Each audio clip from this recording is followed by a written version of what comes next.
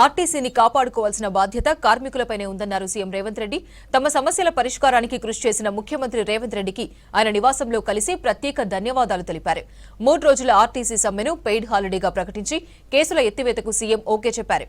మీరు మేము కలిస్తేనే ప్రభుత్వమని, ఖర్చులు తగ్గించుకుంటే ఆర్టీసీ లాభాల్లోకి వెళ్తుందని సూచించారు రేవంత్ రెడ్డి.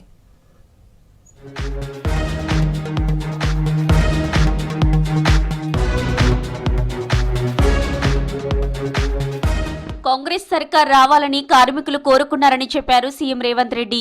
నేను మీరు వేరు కాదు, మనం కలిస్తేనే ప్రభుత్వమన్నారు. ఆర్టీసీ కార్మికుల పోరాటాల్లో తామున్నామని చెప్పారు. ఆర్టీసీ బస్సులు పెంచాం, నియామకాలు పెంచాం, ఆదాయం పెంచామని చెప్పారు. జూబ్లీహిల్స్ నివాసంలో ముఖ్యమంత్రి రేవంత్ రెడ్డిని కలిశారు ఆర్టీసీ కార్మిక సంఘాల నేతలు. తమ సమస్య పరిష్కారానికి చొరవ చూపినందుకు ధన్యవాదాలు తెలిపారు. కార్మికులు పట్టుదలతో పనిచేయడం వల్లే ఆర్టీసీ దేశంలోనే గొప్ప సంస్థగా నిలిచిందన్నారు రేవంత్. రాజకీయ ప్రభావానికి లోనైతే సంస్థకు నష్టం జరుగుతుందని చెప్పారు.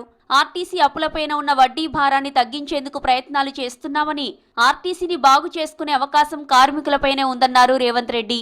ఆర్టీసీ కార్మికుల 3 రోజుల సమ్మె కాలానికి వేతనాలు ఇవ్వాలని, పెట్టిన కేసులు ఎత్తేయాలన్న విజ్ఞప్తికి సీఎం సానుకూలంగా స్పందించారు. వెంటనే చర్యలు ప్రారంభించాలని మంత్రి పొన్నం ప్రభాకర్ ను ఆదేశించారు.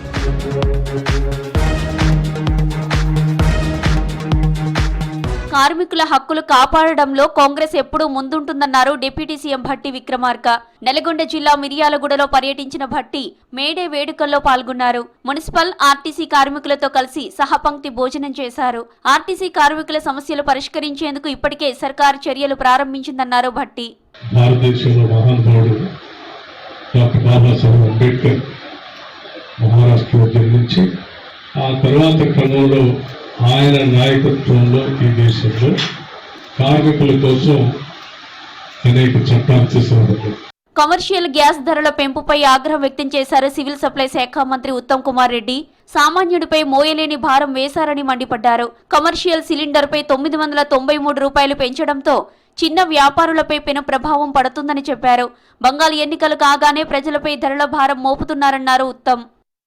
It is very unfortunate that the government of India has increased the prices of commercial LPG cylinders by 993 rupees, almost 1000 rupees. That means by about 30-35% they have increased the price of the 19 kg LPG cylinder which is used in hotels, cafes, restaurants, small businesses, street vendors, etc. విద్యార్థుల్లో సృజనాత్మకతను వెలికి తీసేందుకే tea fibre ద్వారా super summer camp ఏర్పాటు చేశామన్నారు రాష్ట్ర IT శాఖ మంత్రి శ్రీధర్ బాబు. విద్యార్థులకు అధునాతన సాంకేతిక పరిజ్ఞానాన్ని అందజేయాలని సూపర్ సమ్మర్ క్యాంప్ ఏర్పాటు చేశామన్నారు. పెద్దపల్లి జిల్లా మంథనిలోని ప్రభుత్వ బాలికల ఉన్నత పాఠశాలలో ఏర్పాటు చేసిన సూపర్ సమ్మర్ క్యాంపును పరిశీలించారు మంత్రి శ్రీధర్ బాబు. ఆలోచన విధానం చూస్తూ ఉంటే, వారికి ఉన్న సృజనాత్మకమైన, వారికి ఉన్న కళ ఆలోచనలు చూస్తూ ఉంటే, రేపు రాబోయే కాలంలో మొత్తం యావత్ ప్రపంచానికే ఒక ఆదర్శనీయంగా ఒక సూపర్ ఇంజనీర్గాను, ఒక సూపర్ ఆస్ట్రోనాట్గాను, రేపు రాబోయే కాలంలో ఈ కంప్యూటర్ యుగంలో ముందుకెళ్లే ప్రయత్నంలో ఈరోజు ఇక్కడ చూపెడతా ఉన్న రోబోటిక్ పరంగా సెన్సార్స్ను ఉపయోగించుకొని మూన్ ల్యాండర్ని ఇక్కడ తయారు చేయడం.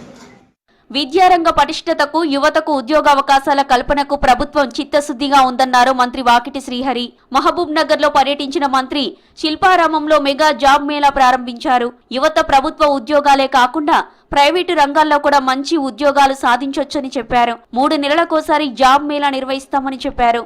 3500 ఉద్యోగాలు ఇవ్వాలనే ఒక సంకల్పంతో ఈ కార్యక్రమాన్ని తీసుకున్నాం.